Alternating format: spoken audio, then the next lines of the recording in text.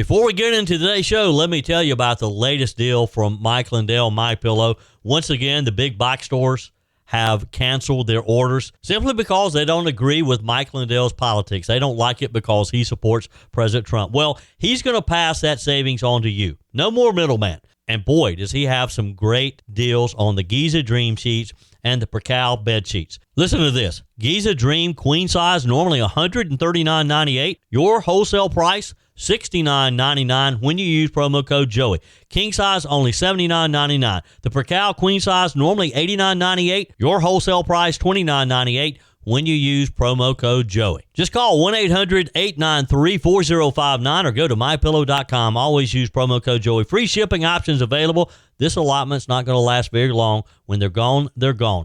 MyPillow.com, promo code Joey. Thanks for joining me in the PhD Weight Loss and Nutrition Studios. To lose weight for the last time, visit myphdweightloss.com. Senate Democrats say they want to end the government shutdown, but have repeatedly blocked GOP attempts to reopen the Department of Homeland Security as they push for immigration enforcement reforms. We have the latest update on where the Senate stands.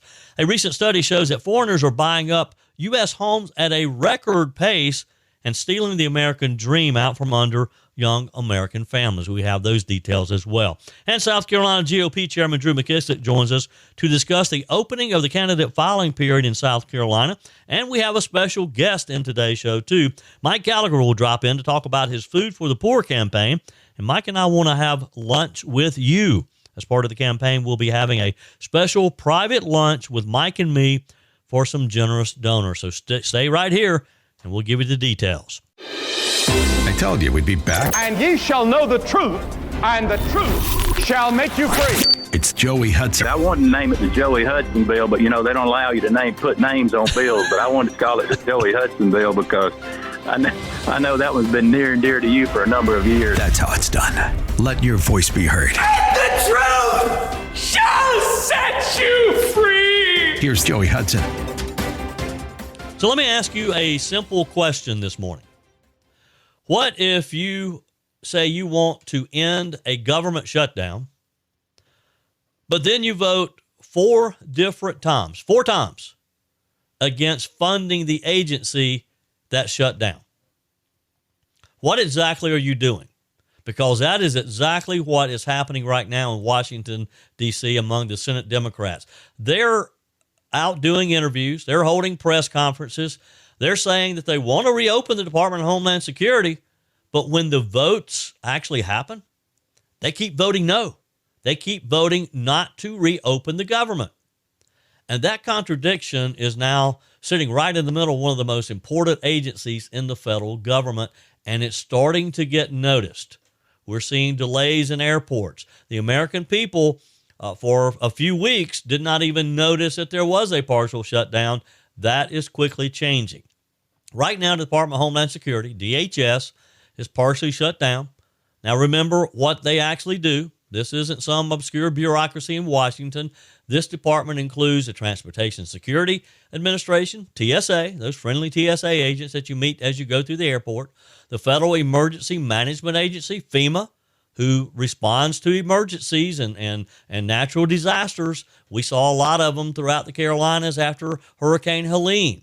The Coast Guard, Cybersecurity and Infrastructure Security, Customs and Border Protection, Immigration and Customs Enforcement, ICE. And that's where the Democrats have really been focusing on ICE. They hate ICE. They hate it that President Trump is following up with a campaign promise that he's going to hunt down people who are illegally, who are continuing to break our laws, the worst of the worst, as he calls them, the murderers, the robbers. He's going to hunt them down. He's going to deport them. And that's what ICE's job is. So in other words, this is the agency responsible for border security, airport security, disaster response, and counter-terror threats. Pretty important stuff. You agree? And yet here we are in the middle of a standoff, a political standoff. Democrats are telling the public, oh, we want to open DHS. We don't want them to be closed. We want to pay TSA. Michigan Senator Elisa Slotkin said just a few days ago, and let me quote, she said, certainly Congress must fund DHS. Just that simple. Sounds reasonable, doesn't it? Except for one small problem. She's already voted 4 times to block funding for DHS. 4 times. Now, Republicans say this is part of a strategy. Vote against reopening the department, then go on television and say Republicans are responsible for the shutdown. If you're delayed in your airport, it's because those mean old Republicans. Kansas Senator Roger Marshall summed it up pretty bluntly. He said Democrats are very good at this because they have most of the legacy media backing them up. CNN is just salivating over this whole story. They're reporting on it every day and how the Republicans are the reason that they can't get a deal done. Senate Minority Leader Chuck Schumer says Republicans are the ones playing politics. He claims federal workers are being used as hostages. But here's where the disagreement really begins. Democrats say they're willing to fund most of DHS, just not the agencies responsible for immigration enforcement.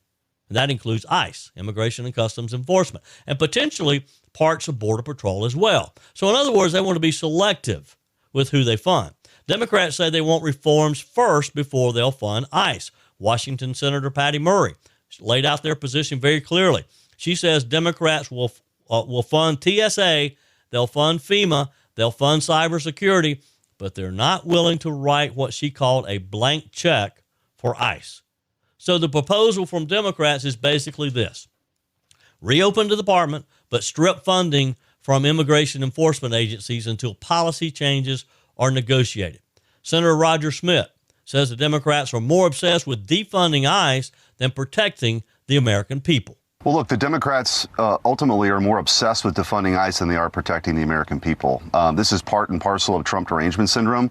We should be funding the Department of Homeland Security at this moment. The risk is certainly heightened. The Democrats are playing petty politics about it. And look, the fact is, Joe Biden and the Democrats let in 15 million people here illegally. We do not know who a lot of these people are. There are tens of thousands of murderers, hundreds of thousands of violent criminals that are in our communities because of Democrat policies. And so we need to make sure DHS is funded. The deportations need to continue. And we also need to expand the category, Dana, of people who can be denaturalized and sent home, who are, reforming the legal immigration system, because I've got a bill called the Scam Act that would allow us to do that. So if you've committed acts of terrorism, if you've committed the welfare fraud like we saw in Minneapolis, if you're part of a cartel, if you're engaged in that kind of activity, we can denaturalize you and send you home. Sadly, right now, it's very difficult to do that. It's very rare. And so we need to close the border, which has effectively been done. The deportations need to continue, and we need to open up the process for denaturalization. Now, of course, Republicans say the Democrats' proposal makes no sense. They argue you cannot reopen the Department of Homeland Security while removing funding for agencies that enforce immigration law. That's what the American people want. That's what the American people, why they reelected Donald Trump in November of 2024. Alabama Senator Katie Britt put it this way. She said the safety and security of Americans should matter more than political leverage. And she accused Democrats of playing political games during a time when security threats are rising. We're seeing this. And that's another part of the story. The debate is happening at a moment when national security concerns are very, very real. Just last week, authorities uncovered an alleged ISIS-inspired bomb plot in New York City. A deadly shooting in Virginia involved a man previously convicted of supporting ISIS. And intelligence officials say the threat environment remains elevated because tensions involving Iran and Israel are all around the world. That's why many Republicans say now is exactly the wrong time to weaken or delay funding for immigration enforcement and national security operations. Now, to be fair, not every Democrat is holding the line here. Pennsylvania Senator John Fetterman has already crossed party lines and supported full DHS funding. He's not going to play political games. Virginia Senator Mark Warner says he's open to compromise. Senator Warner says that at the very least, TSA, FEMA, the Coast Guard, and other agencies should be paid while negotiations continue. The problem is this. That still leaves the immigration agencies at the center of the fight. So what's really happening here? In Washington terms, it's a classic standoff. Democrats want immigration enforcement reforms. Republicans want to keep current enforcement authorities in place. Neither side wants to be blamed for a shutdown involving national security. And both sides are now fighting a public relations battle as much as a policy battle. For the American public, for you and me, the concern is very simple. We want airport security. We want border security. We want emergency response. If something happens, with these storms that have come through, We want FEMA ready to respond. Those are not areas where political brinksmanship feels particularly comforting. And yet, here we are again, Washington arguing over funding while the agencies responsible for keeping Americans safe are stuck in the middle. At some point, and hopefully sooner than later, lawmakers are going to have to sit down in a room and hammer out a deal, because DHS isn't just another federal department. It's the one tasked with protecting the homeland. Are we going to wait till we have a major terrorist cell strike in a large city? Maybe a lot of American fatalities? That responsibility for safety doesn't stop because politicians are arguing over immigration policy. We're going to keep watching it for you, because the outcome of this fight affects every traveler, every community, and every American family. We got to let them know that we're tired of the Washington politics. We're tired of the games. We expect them to step up, do the job we've elected them to do, and protect the American citizens. We don't want to have to wait hours in an airport. We don't want to have to worry about someone coming across the border who may want to do harm. We want to be protected. That's what we're working hard every day to pay our taxes for, is to keep Americans safe. GOP shots like Ozempic are everywhere right now, but here's the question. What happens when you stop? If you don't fix the reason your body gained weight in the first place, the weight comes back. Joey Hudson here at PhD Weight Loss. They don't just treat the weight as the problem. They treat it as a symptom of metabolic dysfunction, hormone imbalance, or inflammation. If you don't correct those, no shot or hack will ever last. PhD looks at you holistically to improve your health span, your energy, and your longevity, because losing weight is one thing, but keeping it off for life is another. Right now, when you call PhD Weight Loss and mention Joey Hudson, you'll receive 2 free weeks in the program, and they'll cover the cost of your food. That's real results with zero guesswork. Again, mention Joey Hudson when you call 864-644-1900. That's 864-644-1900. Visit them online at myphdweightloss.com. Stop chasing weight. Start fixing what actually is causing it. Call today. Be sure and tell them Joey Hudson sent you. Get your 2 free weeks in the program. 864-644-1900. Continuing today's show, we've heard Mike Gallagher talking about his Food for the Poor campaign, and what a great organization. They do a lot of good work, and we're right in the middle of that campaign. I thought I'd bring Mike in because he's doing something special in other areas. I thought, well, why can't we do that in Greenville? Mr. Gallagher, This is home. I mean, come on. If we can do it in Dallas and other parts of the country, we can do something special. First of all, a word about Food for the Poor. This is an organization that we go way back with, and Joey, you and I have traveled even with Food for the Poor. Years ago, they built a house in honor of Denise. Yep. In Jamaica. There is a Denise Gallagher home that a needy family in Jamaica currently lives in that has been standing strong for many, many years. So this is an organization, they're a Christian ministry that has a very near and dear spot in our lives. And so a couple times a year, we do things on the Mike Gallagher Show with the assistance of Team Hudson, where we try to make a difference in people's lives. We try to save lives. We try to feed the hungry and clothe the naked and take care of and give houses for people in deep need. Well, Food for the Poor is right now having a living water campaign where they are providing clean, safe, living water, which is, of course, a lifesaver in some of the poorest of the poor communities all over the world.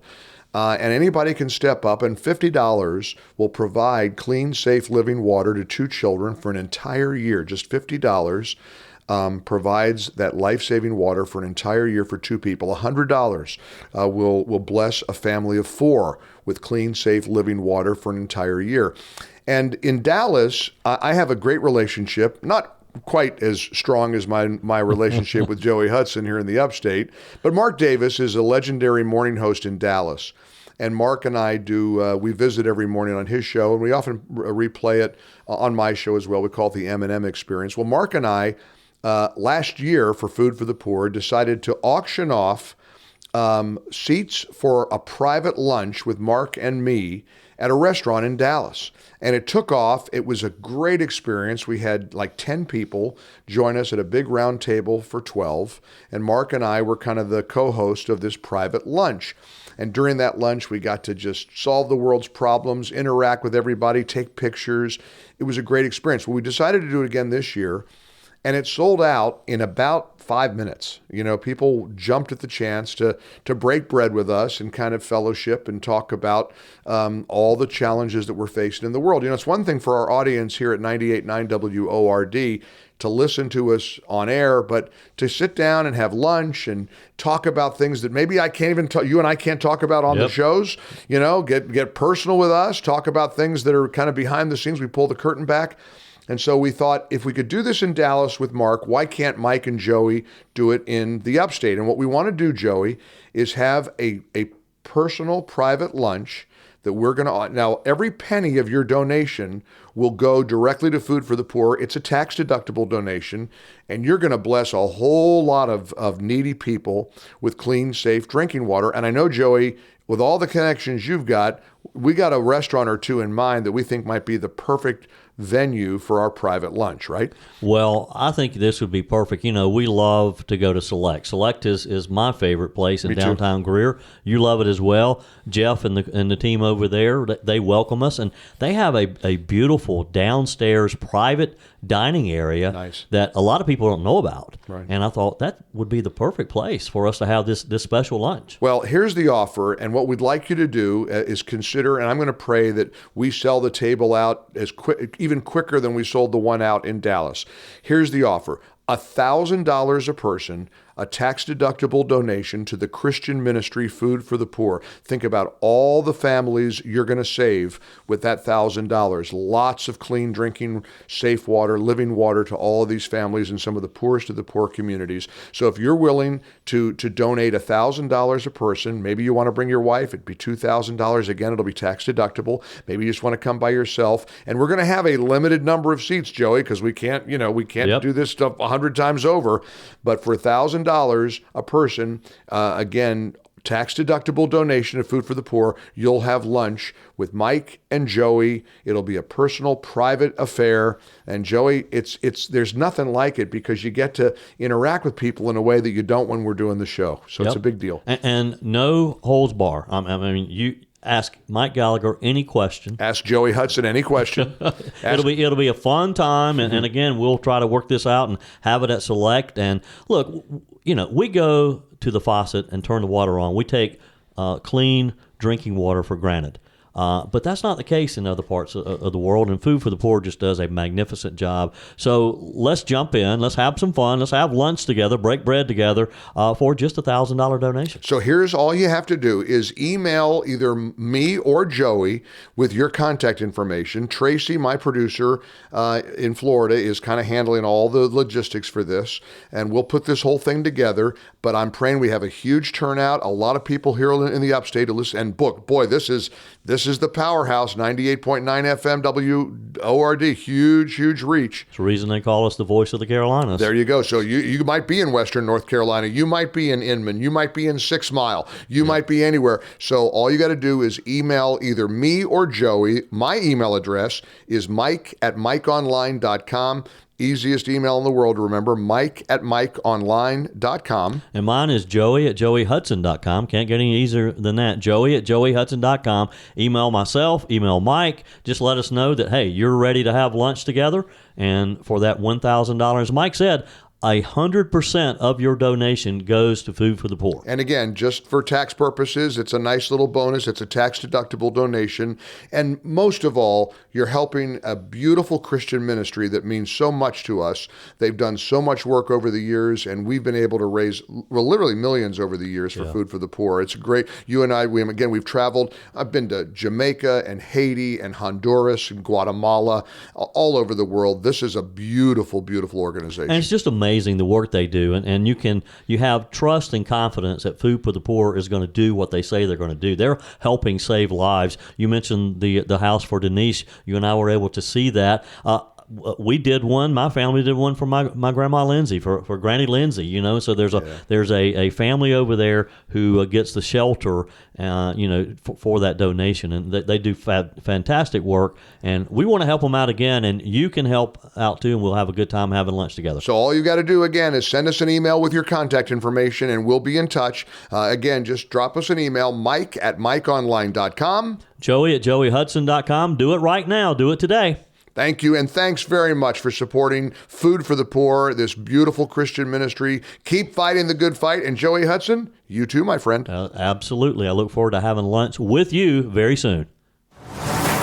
So let me ask you a very simple question. What if the biggest competition for the American dream isn't your neighbor, isn't another young family, isn't even Wall Street investors? What if the biggest competition for buying a home for a lot of young Americans is someone who doesn't even live here?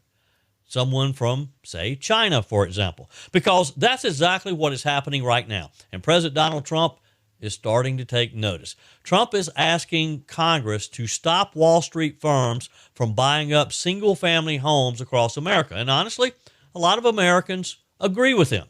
Young families trying to buy their first house walk into a bidding war against a massive corporation from, say, China or some other country around the world, and they have unlimited cash.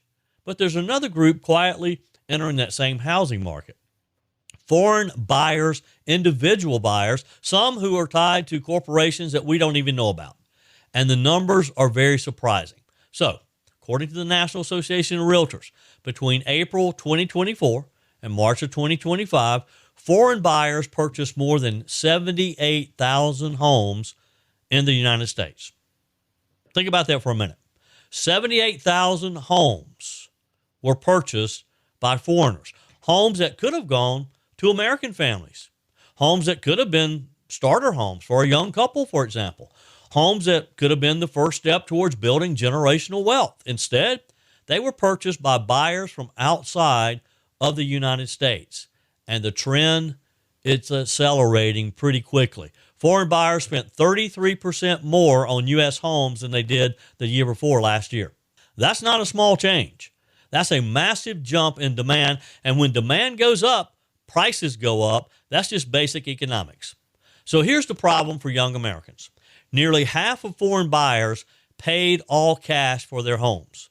Half paid all cash. Now think about the typical American family trying to buy their first home, for example. They're saving for years just to scrape together enough for a down payment.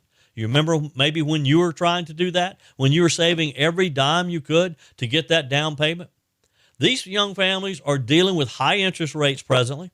They're filling out mortgage paperwork, applications. They're going from bank to bank, mortgage company to mortgage company. Then they walk into a bidding war against someone offering cash on the spot. Game over. The young couple loses. The working class family loses. The first-time home buyer loses because in today's housing market, cash is king. The seller, you can't blame the seller. Some people say, well, you shouldn't be selling your property to a Chinese person. Well, you may not even know who's buying it necessarily. And you think about it. If you're selling a home, what's your goal? Sell the home. You're not asking questions about who the buyer is. Now, some people hear this and they think, well, they're probably just buying the luxury condos in Manhattan. Not exactly. Most foreign buyers are purchasing single-family detached homes, the exact type of home that most Americans want, the middle class, the entry-level home buyers, the home with a yard, the home where kids can play in the backyard or maybe have a driveway with a basketball goal, the home where families build their lives. Nearly two-thirds of foreign purchases are in that category, which means they're competing directly with American families. So where are these buyers coming from? The largest group by dollar amount comes from China, as I mentioned a minute ago. Chinese buyers alone spent $13.7 billion on American homes last year. $13.7 billion of Chinese cash came to America to buy American homes. Canada was another big buyer, followed by buyers from Mexico and India. And again, there's nothing illegal about any of this. Foreign nationals have long been allowed to buy property in the United States. But here's where the policy debate begins. Because many countries around the world do not allow Americans to do the same thing. Many countries around the world will not let you buy a home if you're not a resident citizen. Let's talk about Canada, for example, just across our northern border. Canada recently banned many foreign buyers from purchasing residential homes. Why? because Canadians were being priced out of their own housing market. Sound familiar? And China? China has strict limitations on foreign ownership of property. In many cases, foreigners are restricted to a single home and it must be used for personal living. Investment buying is tightly controlled. But in the good old USA, we have one of the most open real estate markets on earth. Almost anyone from anywhere in the world can buy American property, which raises a very fair question. If Americans can't freely buy homes in other countries, why should these citizens, should those other countries be allowed to purchase homes freely in ours? Now, let's be fair about something. Foreign buyers are not the only reason homes are expensive. America has a housing shortage. For years, we've not built enough homes. Local zoning laws make construction difficult. Material costs have gone up. After COVID, we saw material costs just skyrocket. They've never leveled back out. Some people have delayed building. A lot of investors have delayed building, hoping that those building costs would come down. They haven't yet. Mortgage rates are high. All of that contributes to rising prices. Foreign buyers represent less than 2% of total home sales nationwide right now, but still, that 2% can equate to a big number at times. Now, here's the catch. Housing markets are pretty much local. That 2% can be concentrated in certain cities. Florida, Texas, California, Arizona, New York, places where the housing market is already red hot, and when cash buyers enter those markets, prices climb even faster. So this brings us back to a bigger policy question, if you will. Who should have first access to the American dream?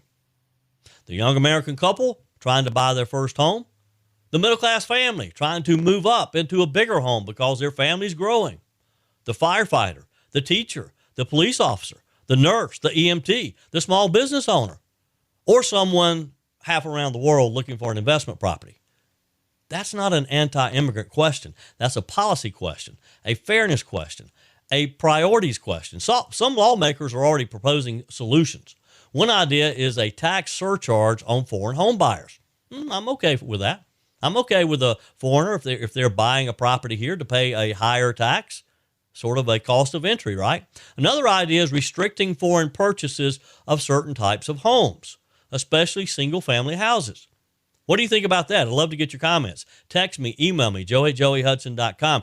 Do you believe that there should be an additional tax on a foreign buyer, or do you think we should just ban foreign buyers altogether, like Canada and some of the other countries have really put tight access? Some proposals would allow foreign buyers to purchase property, but only if they live in the home. Other proposals require greater transparency so that shell companies can't quietly buy up homes with overseas money. And I get that too. If a foreigner is buying homes, we should know who that person is or what that entity is. Is it a company? Is it a person? How are they going to use it?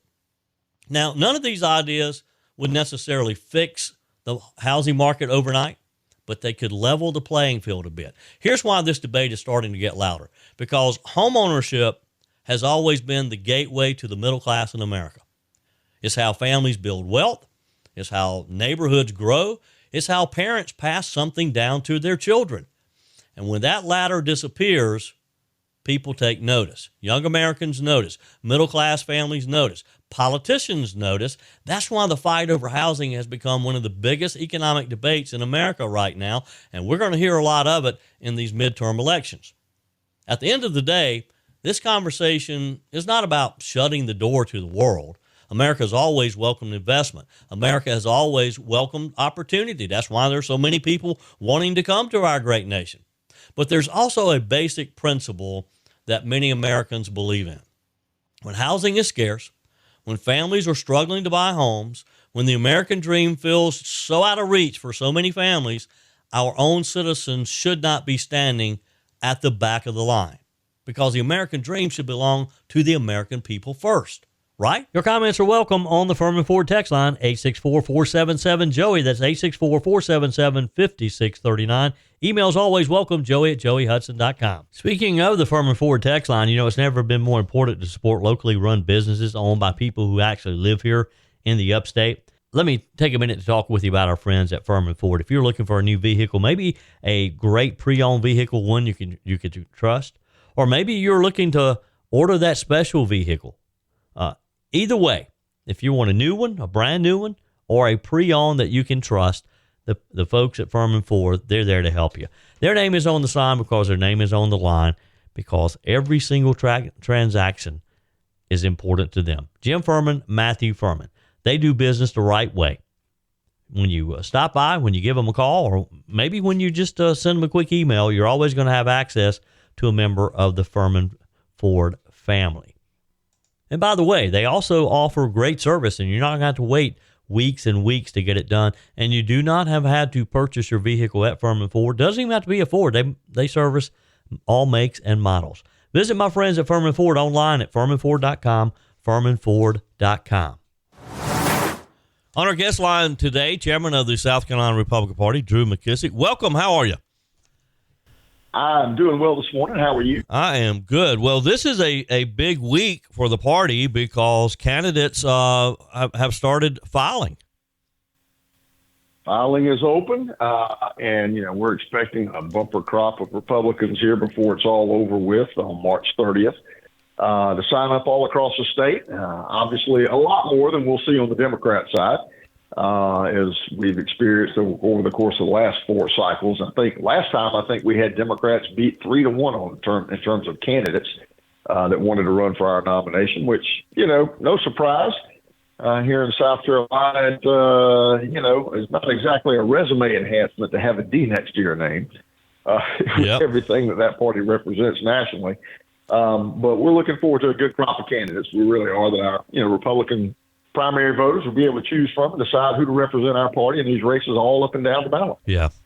Walk us through that process, because I'm sure there are a lot of our listeners who, of course, have never run for public office and they don't know how that works. Sure. When you say filing opens, who do people file with, and is there a fee involved? Well, so first off, locally, you file at your local county election commission, with the sole exception of statewide races and congressional races. Those file at the state election commission in Columbia. So 90% of your races, you'll go to your county election commission, and you'll tell them what race you're interested in running in. They'll pull the paperwork, and you'll fill that out. And you have to pay a filing fee, which is equivalent to 1% of the salary of that office over the course of the term. So, if you get $100 a year for 4 years, and it's 1% of $400, and so forth, all the way up to the governor's race. We've got a number of other elements that go along with that. For instance, you sign the party pledge, that, you're going to run in our primary. And should you not win, you commit to, not run independently, not to oppose whoever the eventual Republican nominee may be. We've got a lot of folks, who have made that journey in the past. One thing I've learned as a party chairman is to appreciate people who are willing to put their name on the ballot and run for office. We can't win without candidates. Yep. We have to have somebody who's willing to run. And it's a challenge, especially these days. You don't just run, your whole family runs. They'll say all sorts of nice stuff about you on social media and so forth. And Yep. You know how that goes. But you have to have people who are willing to get out there and do it. And, of course, our job as a party is to turn out those votes and help them win. Yep. Drew McKissick is our guest today. Now you mentioned they signed the pledge.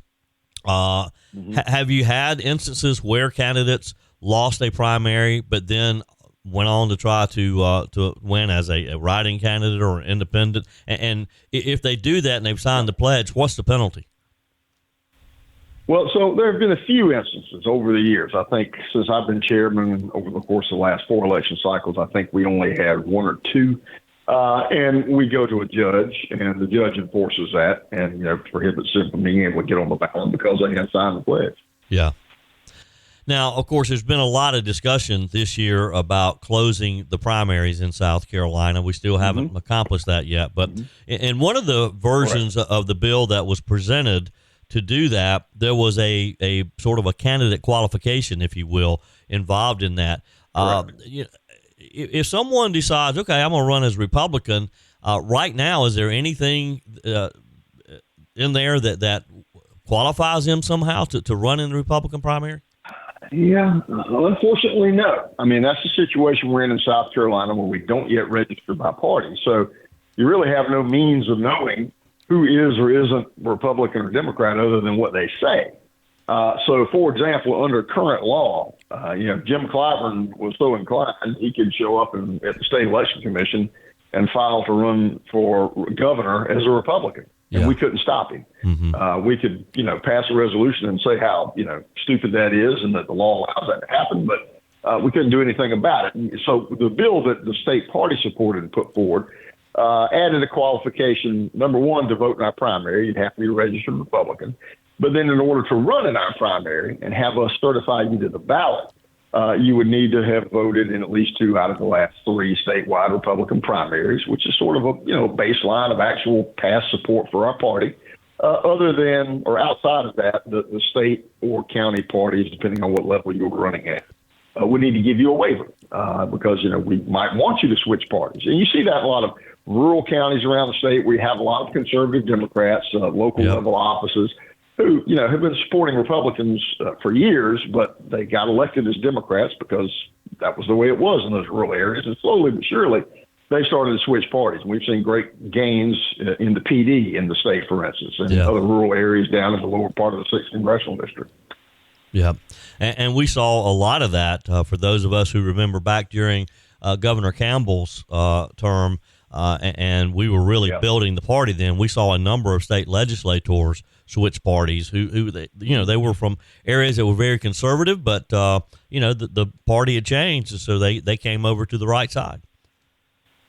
100%. And let's don't forget that's how Strom Thurmond came to be a Republican. Exactly. So, I mean, I had a sheriff in one county switch parties 4 years ago, and he told me on the phone when he was talking about switching, he said his quote was, "I can't have my name associated with that Democrat Party anymore." Yeah. I mean, it has gotten that bad for him, especially in terms of national issues. I mean, the party's just lost its mind, and that has disaffected them from people at the local level. Yep.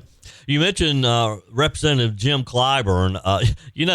I thought it was kind of interesting on Friday. I got these alerts. Well, Congressman Clyburn's going to make a big announcement today. I thought, well, maybe he's not going to run. Well, he's announcing that he was going to run. Was there ever any question that he wasn't going to run? I mean, there has been some question as to basically when he is going to decide not to run and try to push his daughter for his seat. Mm-hmm. I mean, it's an open secret that that's what he wants to do. He wants to set his daughter, I think Mignon is her name, up to run for his seat at some point. But, I mean, truth be known, whenever Jim Clyburn announces he's going to retire, you're going to see the biggest, widest Democrat primary probably in the history of South Carolina. Yep. You've had every African-American Democrat from Columbia to Charleston to the PD has been waiting and salivating to run for that congressional seat, and it's going to be a bumper car derby when it actually happens. Yeah. Well, it will be quite interesting, but that's not going to happen this year. So, because he let us know on Friday he's running. Right. So he did. He did. Drew McKissick, chairman of the South Carolina Republican Party. Always a pleasure. We'll check in again next week. Yes, sir. Have a good one now. Thank you. That's it for today's edition of Just the Truth. Thanks for joining me in the PhD Weight Loss Studios. To lose weight for the last time, visit myphdweightloss.com. If you haven't joined my mailing list yet, visit my website, joeyhudson.com. Click on the Connect with Joey button so that you can receive our emails and the most up-to-date news. Also, join me on my YouTube channel. Be sure and like, comment, and subscribe. Just search for Joey Hudson. As always, thanks for spending a few minutes of your day with me. Do me a favor and forward this episode to a few friends. Just click on the share button and send to your contacts. We need to build an army of conservatives to win our country back, and we can do that by continuing to share the truth with our friends and family. Keep those comments coming via the Furman Ford text line 864-477-JOEY. Email to joey@joeyhudson.com, and I love your messages on the MyPillow message line. Again, that's 864-477-JOEY, 864-477-5639. Be sure and take advantage of the MyPillow special, just $14.88 on the standard MyPillows when you use promo code Joey. Order online at mypillow.com or call 800-893-4053. We're back again tomorrow and hope you'll plan to join us. Until then, remember, God's got this. He's still in control.